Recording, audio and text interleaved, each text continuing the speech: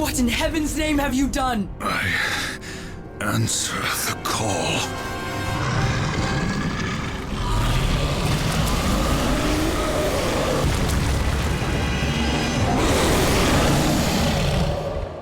That is one big boy. Today we're going to be talking about Darksiders. Darksiders is a third-person action-adventure game. Released in 2010, it was the first game made by Vigil games. It was published by THQ before they went bankrupt in 2013. Now, when the original THQ went under, they sold most of the assets they owned to a company called Nordic Games, and when the acquisition was finalized, Nordic Games came into play as THQ Nordic. Vigil, the developer of Darksiders, was owned by THQ and was one of the studios that they wanted to sell when they went bankrupt, but when they couldn't auction it off to anyone, they just resorted to selling the franchise. Vigil is now defunct as a studio, but a lot of their developers moved on to work for studios that are now owned by THQ Nordic. In a weird twist, THQ Nordic now owns a lot of the THQ games and a lot of the developers, but they're all just shuffled around in different places. The flow of Darksiders is pretty simple. It's a lot of combat, followed by puzzles, followed by more combat. When the game first came out, it was actually compared a lot to 3D Zelda games. I can see the comparisons, but I'd say Darksiders is more like a teenager going awkwardly through a puberty phase, but they're also going through a metal phase at the same time, so I guess it's kind of like me in that regard. Alright, so the game begins with a cinematic that sets up the story. Heaven and Hell are locked in a cold war, and the only thing stopping them from killing each other are 4 horsemen. Now, the 4 horsemen are overpowered agents of something called the Charred Council. The Charred Council is meant to be a neutral force in the conflict between Heaven and Hell. There's also finally 7 seals that are meant to hold off the apocalypse, and when these are broken, the 4 horsemen are meant to go to Earth and herald the start of the apocalypse. I wonder who that could be. Right, so you play as War. You're one of the Horsemen of the Apocalypse. You're sent to planet Earth because the call that the apocalypse has started needs to be answered, but when you actually get there, you find out that you're the only one there. There's demons, there's angels, there's this and that. Everyone's angry, everyone's pointing fingers at you. It's just a shit day at work. But the game starts the tutorial here. So the platforming control is pretty solid. It's definitely not too slidey, it's very stiff. It's not easy to make a mistake if you just take it slow. There's really not a lot of timing sections in the game where you have to platform under a lot of stress. I do like the controls. They feel very, very good. You get to scale walls, and you get several different abilities later on in the game that can help you cross bigger distances. They feel good to use as well. It's very snappy. During the tutorial, you get introduced to a couple of different enemies. You see the dogs here. These are pretty easy to take care of. The combat feels decent. I'd say it's very reminiscent of God of War or Bayonetta, where you get a combo counter, Devil May Cry as well. I played this on a 360 controller, so basically at this point in the game I'm just mashing X and trying to hit stuff. It's pretty easy, pretty satisfying. You can pick up several different objects in the environment and beat enemies with them. Whenever enemies get low, they get a execution that pops up over them. It's the big red button. In this case, the B. When you press that, you get some goodies, and you get a cool little animation that plays an execution. So being the jacked up edgelord that you are, you rampage through the city, you're killing angels, you're killing demons, and then you get to the end of the tutorial where you get to a cutscene. You see the head angel, I guess, Abaddon, and he's asking you all these questions. Why are you here? All the seals haven't been broken, but before you can get any answers, Abaddon gets his shit beat in by this big motherfucker that comes up through the ground. You saw him in the intro, and this is where you get your first boss fight. So this boss fight's pretty easy. He throws a couple of cars on the ground. What you do is you pick them up, you hook them back at him, and then he gives you a vulnerable phase where you just slap him around a couple times. He also has another move where he slams his fist down and sends out a shockwave in a line. You just have to move side to side to not get hit by it. Overall, I find this to be a good introduction to the game. It definitely sets it up for some big expectations, because if the first boss is this gigantic thing, then who knows what else the game is going to bring to you. I think it's a good move. I generally like this boss fight. I think it's fantastic. So you'll do this a couple times, and then the final time when you get close to him, you'll see he has a big execution button over his head. You press that, and then that continues on and finishes with the boss fight. When you do this, another cutscene plays. Something happens with War where a sound is heard in the background and he completely freezes up. You get spawned in this vulnerable mode, and another cutscene plays immediately following where the demon, whose name is Straga, kills War. Law broken. And so have you, horseman.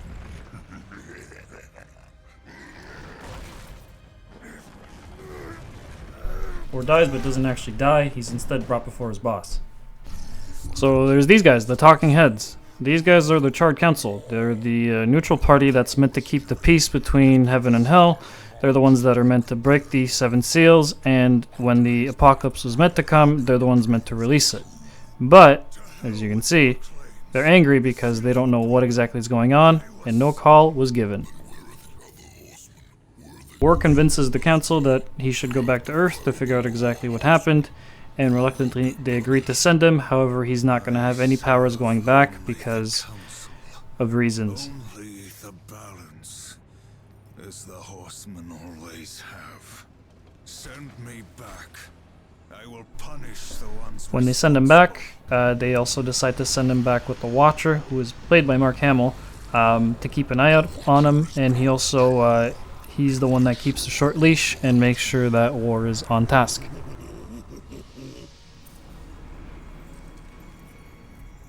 Remember that, or I will really get under your skin.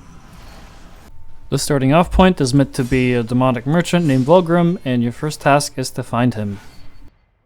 When you pick up the sword, you learn about wrath powers. Wrath powers are special abilities that you can do once you have accumulated enough wrath. In this example, you're given Blade Geyser, which when you slam your sword into the ground, spikes shoot up all around you, and they push all the enemies away from you and do damage to them. The economics of the game also get explained to you. Souls are the currency. There's 3 types of souls. One for health, one for wrath, and then one for just money. So you're sent on your way to find out what happened and to go clear your name. When you first drop in, you're introduced to some of the weaker enemies again, and then you finally get to these guys, which they're big, they're bulky, and they also self-destruct when they die. The game does a decent job at introducing you to different enemy variety. A lot of times if a new enemy shows up, they'll either get a small cutscene, or you'll get to meet them as a boss fight first, or like a semi-boss fight, and then they become a regular part of the rotation. Darksiders tends to reuse their enemy types, so you have your weak guys, your medium guys, and your big guys, and this goes on throughout the game, so this way when you do get into a combat encounter, you can sort of pick and choose what you need to take out first and foremost. In the fight you're watching right now, there's the guy with the hammer and the shield. He's heavily armored and he does a lot of damage if you get hit by it, but then there's the guy that has the green glowing aura around him, and he does a lot of area of effect damage, and he also has a thing that ticks down your health. So in this example, he's the one I'm going to kill first. Some enemies have different phases. For example, the green armored guy with the shield from earlier gets a complete secondary moveset. As soon as you knock all the armor pieces off of him, he gets access to this whirling attack with his hammer, and he no longer has a shield to block with.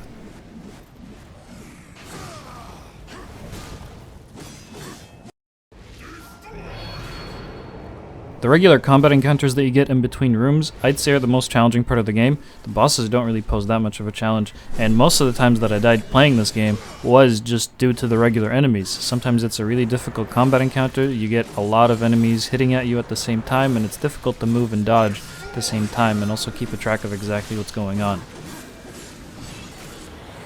The 2 enemies that just spawned in the back over here have a special ability where they can go incorporeal for a little bit. You can't really hit them. You have to instead wait for them to come out, dodge the attack when they do come out, and then try and kill them when they're out of that form.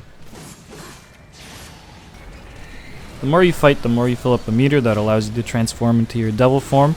When you go into the special devil form, you're completely immune to damage, and you also do a lot of damage, so if there's also issues in a room that you're having trouble clearing, you can easily go into this form and just wipe it all out. The devil form doesn't really last too long, however it is fairly easy to fill up because a lot of the enemies are just big gigantic health sponges.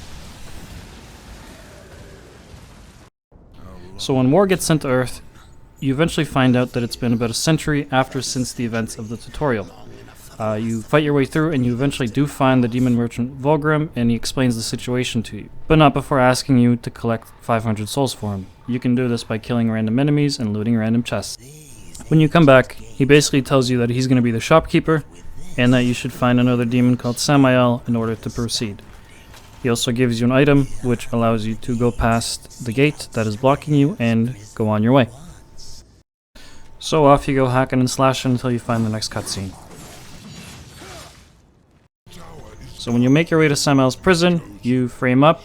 He tells you that in order for you to get into the spire and face the destroyer, which is the final boss, you need to collect 4 hearts, which are all placed inside other bosses essentially. So this sets up the structure for the rest of the game as you going in a dungeon for the purpose of collecting the heart from the final boss, bringing it back to the hub, which is where Samael's prison is, and then doing that until you're able to go and face the destroyer. Never reach it. Find the high ground. With this. This is also where you get your first power-up of the game. You get to jump and glide, which is really, really useful because you're now able to travel a bit further and grab onto ledges. There's also these floating balls that you can jump on that send you really high, and then you're able to essentially get to places that you weren't able to before. So now you know the entire loop. There's several bosses to kill in order to get to the one final boss and finally find out what's happening in this story. And this leads us into the dungeons of the game, the best part of the game in my opinion. The game looks pretty good despite it being released so long ago. Because of the art style that the game has, they've been able to make some really good looking environments, and every type of dungeon that you go to is pretty varied. I think out of all of them, this one is my favorite, the Twilight Cathedral. It has a sick intro.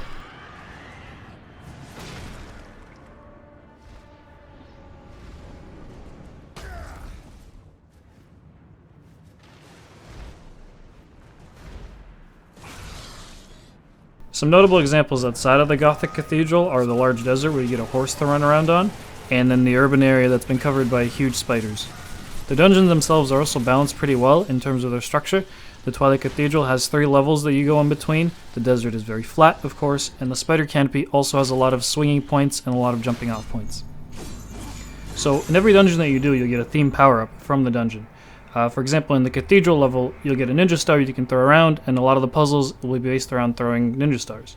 When you go to the Web Cityscape level, you get a whip that you can swing around with, and a lot of the places that you have to go, you have to access by the whip. In the Ruined Subway level, you get a pair of fists that you can use to crack walls with, and then that's how you progress. The main thing is that all these powers, they accent the dungeon that you're doing, and all the challenges in the dungeon are based on the power-ups that you get in the dungeon. The flow of the dungeon is very simple. It's based on a puzzle room, followed by a combat room, followed by a puzzle room, puzzle combat. You get the picture. And every dungeon has a myriad of puzzles that you're meant to solve in order to progress. Now, it's very fun to figure these out, but it also does get a bit tedious at times. Here you can see me trying to figure out exactly what I need to do in order to get out of this situation, but I'm also not having a whole ton of luck. So, an issue that I sometimes found myself in when doing all these puzzles is that I'd walk into a room, and then I'd realize it's a puzzle room. I'd start moving shit around without knowing what it actually did. I didn't know what the result was that I was looking for. Now it'd be pretty easy to figure out exactly what I needed to do once I start moving shit and I saw how things interacted, but without actually having to know where you have to go, it kind of makes it frustrating because you just walk in and you start doing random shit until you flop around and find out what works. It gets really annoying and tedious towards the end of the game because every puzzle that you get in the Black Tower is based on something akin to a portal gun. You have to shoot different portals and you have to go through them, and the momentum is also preserved when you jump through a portal. It's just really, really annoying, and towards the end of the game I was really getting sick of a lot of the puzzles that the game presented to me. The Black Tower is the worst dungeon in the game by far for me. They reuse a lot of stuff here. You get to do the same puzzle 3 times over on the way to the same mini-boss 3 times over before you actually get to make any semblance of progress. Even the room that you're seeing right now, I went through this on the way to the mini-boss, and now I have to come back and go through it again. What I think happened here is that they might have run out of resources or something of the sort, where they had to just copy-paste a lot of it, just ship it out, and get it out of there. So at the end of the dungeon, you get to the final boss. Now none of them are very difficult, but they do make you use the dungeon power-up as a central mechanic to the combat. What they are, is they're very cool looking, and you can just chill out, take the scenery while you kick their ass. Strago, the guy that kills War at the beginning of the game, is the final boss of the Black Tower. The aforementioned portal mechanic is the one that's the key here. There's 2 golden circles on the ground that War is running on. You can create an entry portal onto one of those circles, doesn't matter which one, and then you create the exit portal at the top of Straga's hammer, which also has a similar golden circle. Once you do this, you go through the portal when he's swinging it backwards, and then you land on his back and you damage the weak spot.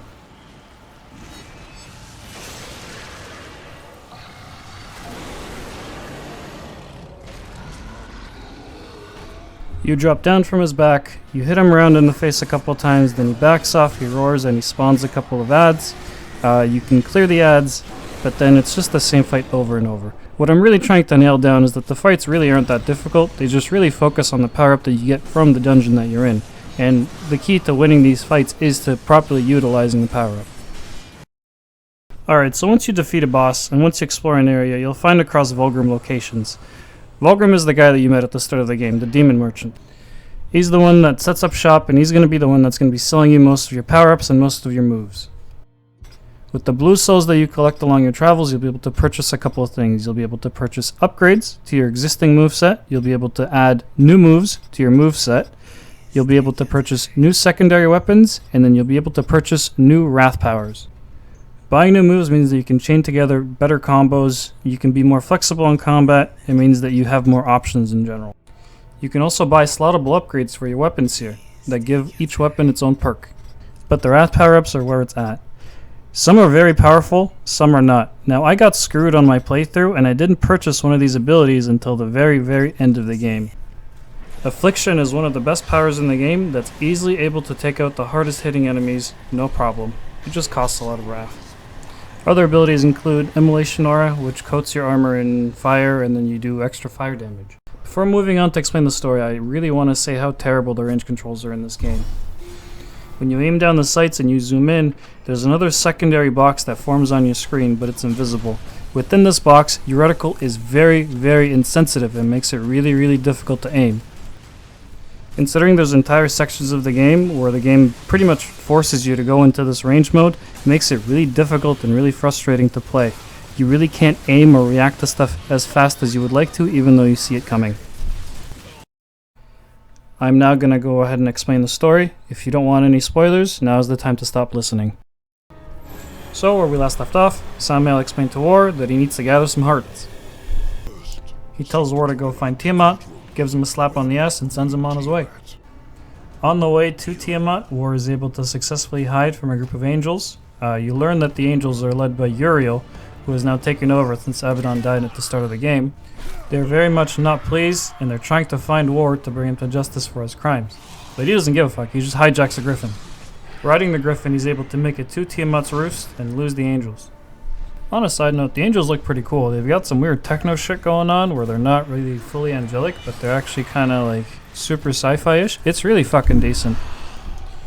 So War kills Tiamat in the most metal way possible. He tears off both their wings and then does this sick-ass backflip, landing on her back. It's a really well-made cinematic. He rips out her still beating heart, and with heart in hand, he goes back to Samael. He sends you to find an old blacksmith called Ulthane, because without his help, you're not going to be able to take down the second boss, which is the Griever. She has a big crystal heart. That must be removed. War finds Ulthane and asks for the Black Hammer, but then after a quick conversation, it's realized that Ulthane is the Black Hammer, so of course the two characters have to fight each other. In the middle of the fight though, it gets interrupted by the angels coming in under Uriel again. This starts a competition between War and Ulthane, where you travel through and you kill as many angels as you can before Ulthane can beat you. This culminates in a boss fight with Uriel, who gets promptly knocked unconscious and has to get carted off, and then that's where you go in and you go into the Griever's lair. You know me, but I still don't know you. One boss fight later, when we're going back to Samael with the new heart, and then he sends us off to the next boss. But I still cannot get over how fucking brutal these executions are on these bosses. It's great.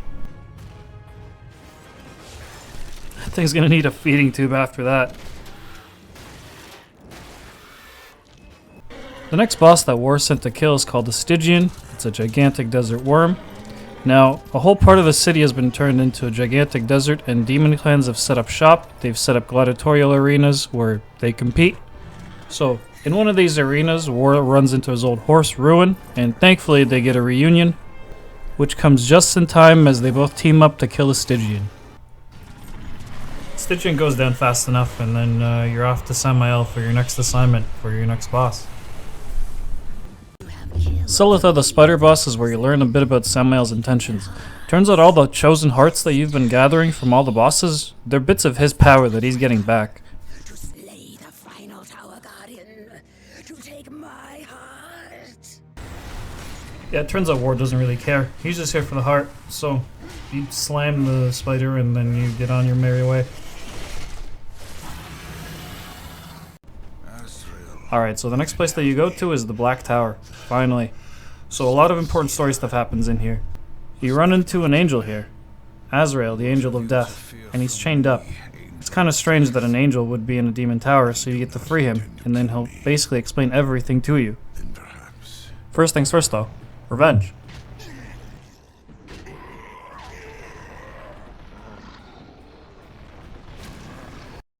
There's a conspiracy afoot.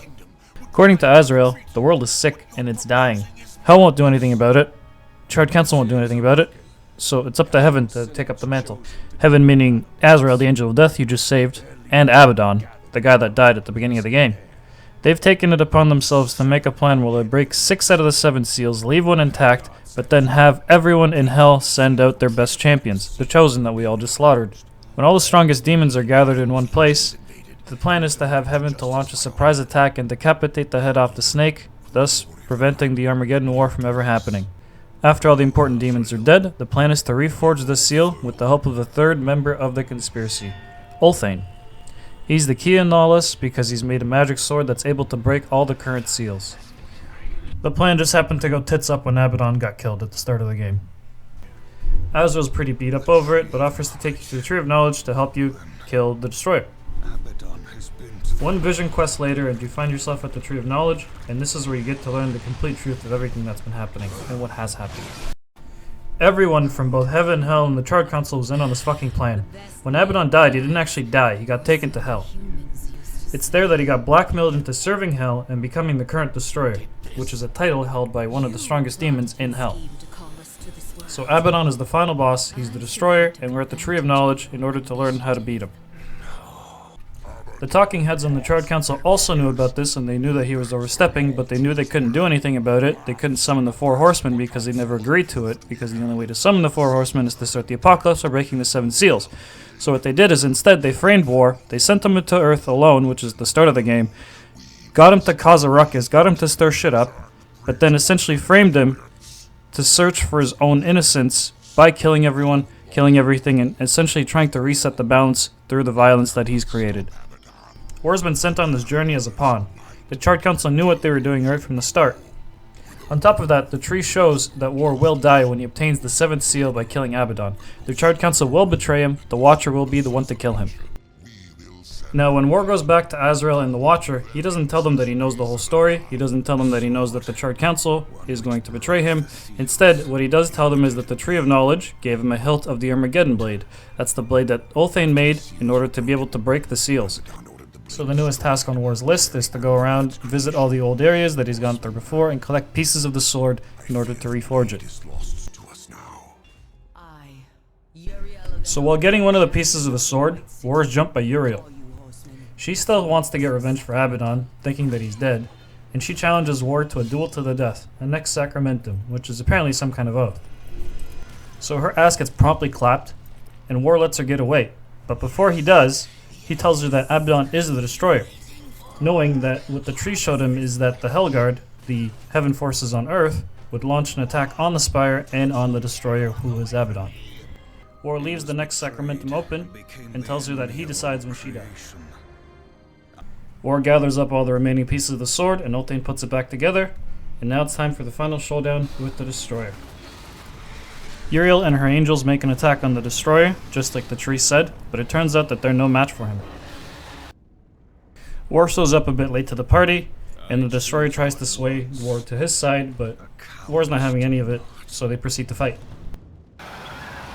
You get to fight him in a 2-stage encounter, where he breaks through the floor and you jump down and there's a secondary platform that's a bit smaller than the first one. The skinny of it is that War essentially defeats Abaddon. He does the same thing he does with Tiamat, and he proceeds to rip off his wings, which is, again, pretty cool. Sounds like it hurts. Abaddon, or the Destroyer, drops the final seal on the ground. Like the Tree of Knowledge also stated, War does get betrayed by the Watcher, and before the Watcher is able to kill him, Uriel picks up the Blade of Armageddon and is able to kill War instead. This fulfills the next sacramentum that these two characters made earlier, but she also attacks the Watcher, wounds him, and breaks the final seal in the process. This allows War to be resurrected, and he's the one that finally kills Watcher because he's no longer bound by his control. He picks up the Watcher, holds him up, and makes his head go pop like a little grape. Now that Uriel knows the whole story behind everything, she states that all debts are forgiven and that she can't guarantee War's safety. But she does say that everyone will be up against him. The forces of heaven, hell, and the Charred Council will be coming after him, so he's gonna have the whole world looking for him. War wraps up the game by saying that he won't be alone in the fight. As you see in the background, 3 different streaks of light whiz by, meaning that the other horsemen are on their way as well. That about wraps up Darksiders. I had a lot of enjoyment with it. For a first attempt by a studio, I think it's a pretty decent game and it's going to occupy your time pretty well if you decide to play it. There's 2 versions of the game out there. There's the original version, and then there's the War Master Edition. I own both versions, and the original one is the first one I saw on my Steam list, so that was the one I played. It wasn't but 3/4 of the game through that I realized that the War Master Edition actually existed. Darksiders also has several sequels. There's Darksiders 2, Darksiders 3, and Darksiders Genesis. Each of these has you taking control of a different horseman, and they all make several refinements on the gameplay formula that Darksiders 1 set up. That's pretty much it. This is my first time making a project like this, so I know the editing's not as good as it could be, and I know the voiceover's not as it could be, but please, leave a comment and let me know what you think. Thanks, see you next time.